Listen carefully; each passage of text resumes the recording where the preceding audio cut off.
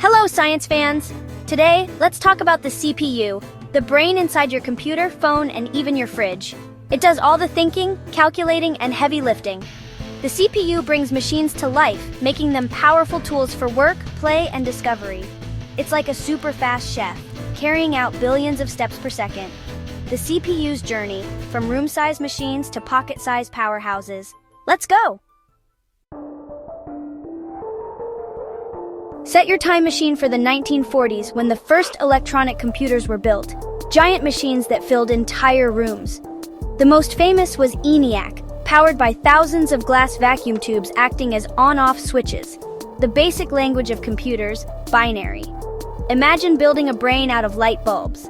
ENIAC used about 18,000 vacuum tubes, which got so hot they needed massive air conditioning. These machines used enough electricity to power a small town and were constantly breaking down as tubes burned out. Technicians spent hours replacing them just to keep the computer running. Processing was slow. A calculation your phone does instantly could take ENIAC minutes or hours. Programming meant physically plugging and unplugging cables on huge switchboards. Every new problem required rewiring the machine. Despite the challenges, these computers were revolutionary, proving electronic computation was possible. They solved complex problems for science and the military. These room-sized ancestors paved the way for the next big invention, a tiny device that would do the job of a vacuum tube, but much better.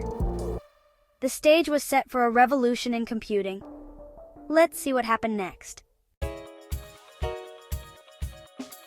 Fast forward to 1947, three scientists at Bell Labs invent the transistor. This tiny, solid switch replaced bulky, fragile vacuum tubes, making computers more reliable and efficient. Transistors were made from silicon, so they didn't burn out like glass tubes.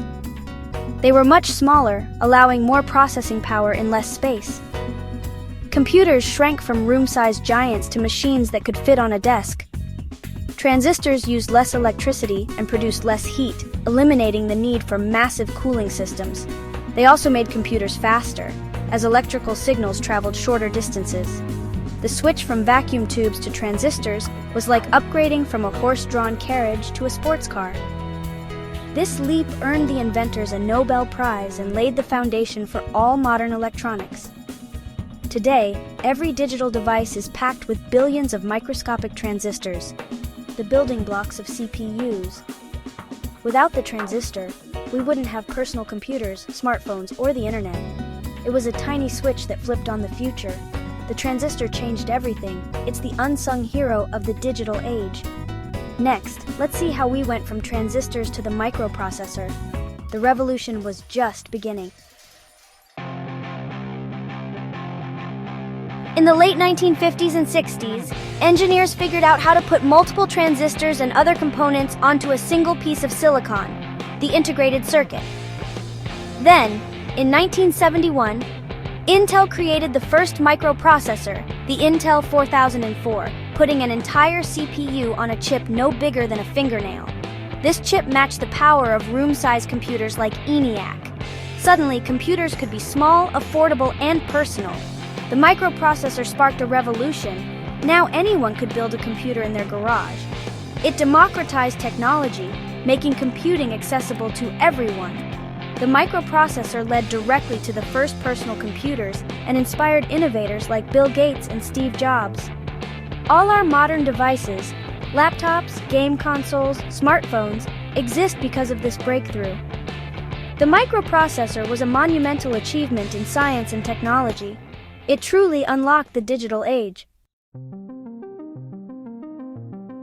With the microprocessor's invention, the race was on. Intel quickly became the industry leader, powering the first IBM PCs and setting the standard for decades. But AMD emerged as a fierce rival, designing their own powerful CPUs and pushing Intel to innovate. This rivalry led to faster, more affordable computers for everyone. Iconic CPUs like the Intel Pentium and AMD Athlon 64 marked major milestones, bringing new capabilities to our desktops. The competition continues today with Intel's Core and AMD's Ryzen processors, each pushing the boundaries of speed, efficiency, and power. Other companies like ARM now dominate mobile devices. This healthy competition drives rapid progress and keeps our devices getting smarter and faster. The CPU race is far from over. CPUs aren't just in computers, they're everywhere. Your smartphone is a powerful computer with a CPU called a system on a chip, running your apps, music, and photos. Modern cars have dozens of CPUs controlling everything from the engine to the entertainment system. Even appliances like TVs, thermostats, and washing machines use CPUs to make them smart. This is called ubiquitous computing or the Internet of Things. Processors are embedded in the fabric of daily life. CPUs work behind the scenes, making decisions and controlling the devices we rely on.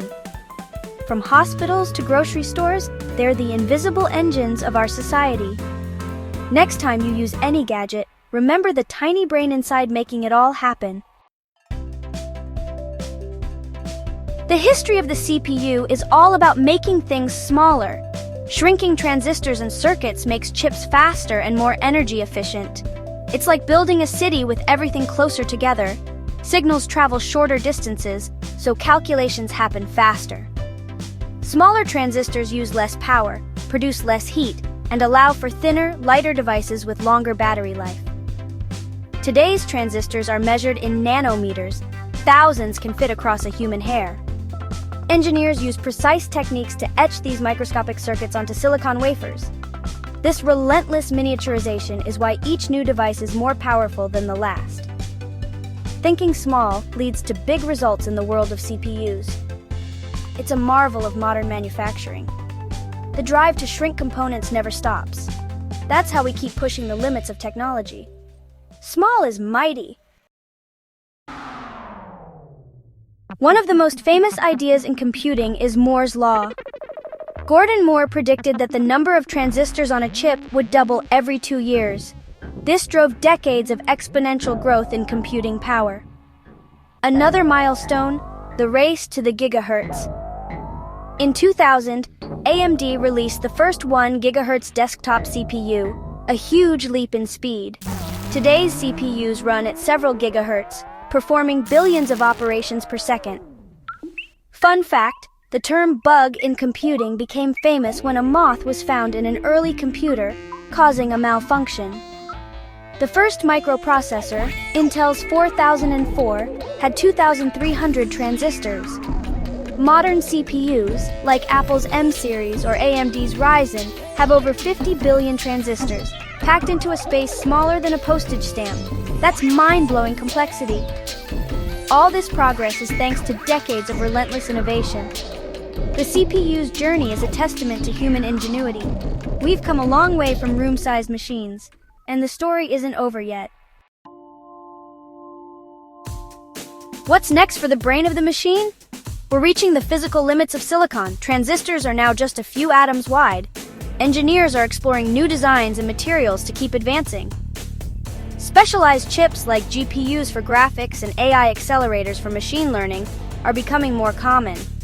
Quantum computing is on the horizon, using qubits that can be 0, 1, or both at once, opening up new possibilities for solving complex problems. We may see computers built with carbon nanotubes, graphene, or even neural networks that mimic the human brain. The future of CPUs is about creativity, not just speed. Human curiosity will keep pushing the boundaries. The brain of the machine will keep evolving in ways we can only imagine. The next chapter in computing is just beginning. Get ready for an amazing adventure.